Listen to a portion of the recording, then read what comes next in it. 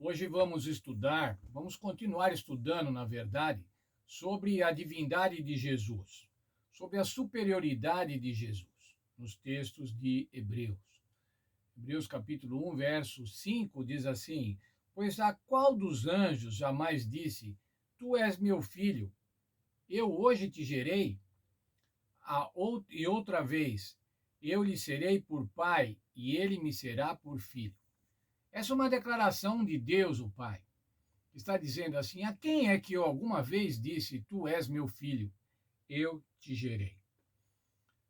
As aplicações das promessas feitas a Davi, irmãos, foram efetivadas no Senhor Jesus Cristo. E esse termo gerado também quer dizer adotado, investido ou entronizado.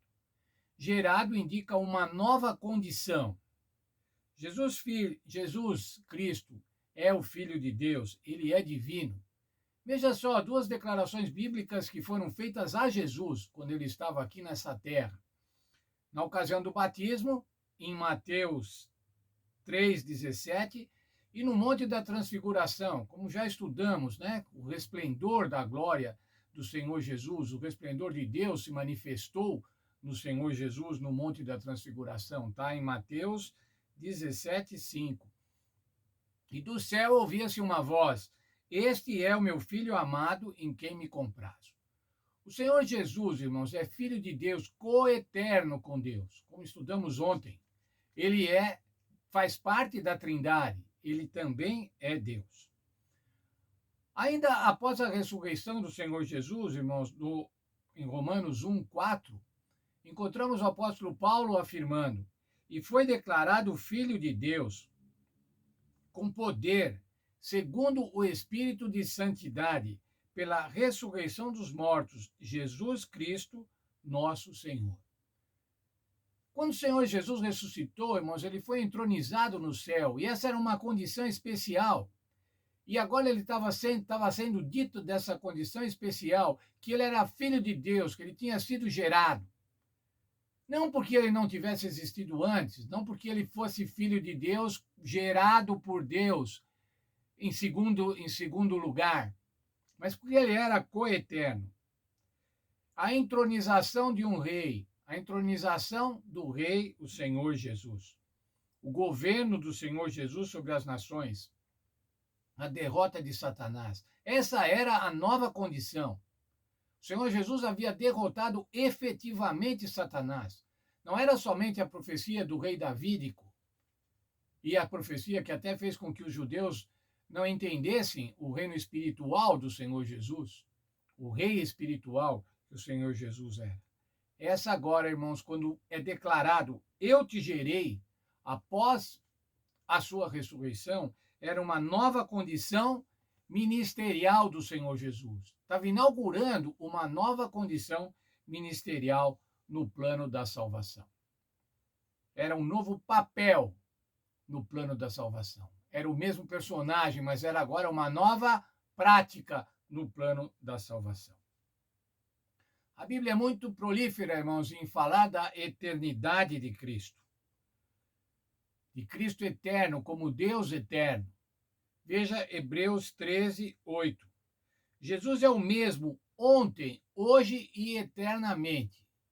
Isso eu posso aplicar agora, mas posso aplicar para nós hoje. Jesus é o mesmo que estava lá na rocha da onde saía a água, quando o povo estava no deserto. Jesus é o mesmo, irmãos, que estava durante a sua vida aqui nessa terra, no primeiro século. Jesus é o mesmo que ressuscitou.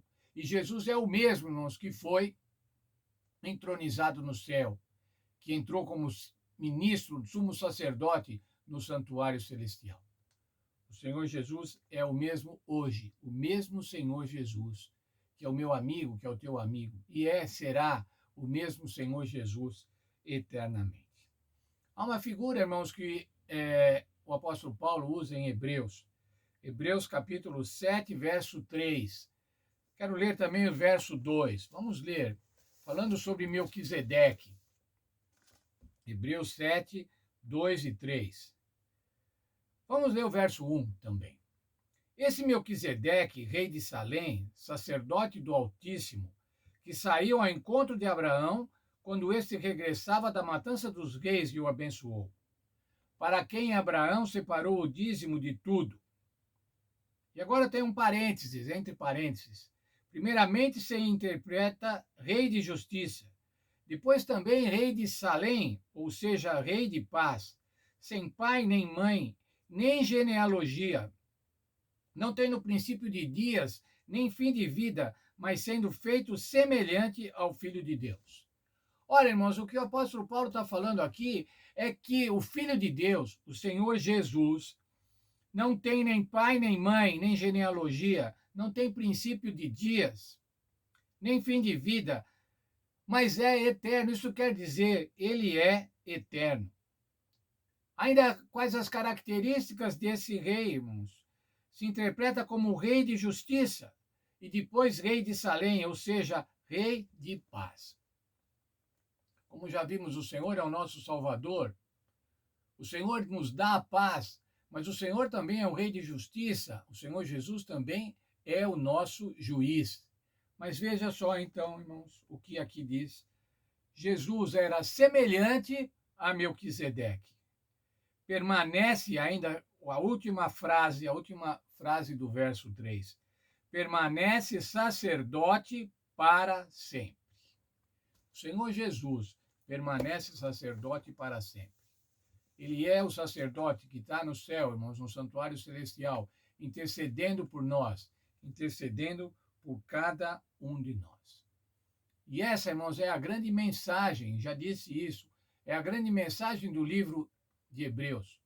O essencial dessas coisas, o mais importante dessas coisas, é que nós temos um sumo sacerdote junto ao Pai, assentado junto ao trono da majestade. Que Deus nos abençoe, irmãos, e que a gente entenda com clareza que esta frase, eu te gerei, significava uma nova condição no trabalho ministerial, uma nova condição no plano da salvação. Não uma geração de um pai que gera um filho, mas um pai que dá, um pai, Deus Pai, que dá agora ao filho uma titulação nova. Você hoje está entronizado, você está assentado à minha direita. A qual um ele ia dizer, assenta-te à minha direita? A qual? Somente ao Senhor Jesus, aquele que fez o sacrifício, doando sua vida, para que eu e você possa ser salvo. Por isso, então, irmãos, nós devemos ser gratos. Por isso nós vamos ser gratos, eternamente gratos ao Senhor Jesus, por tão grande salvação.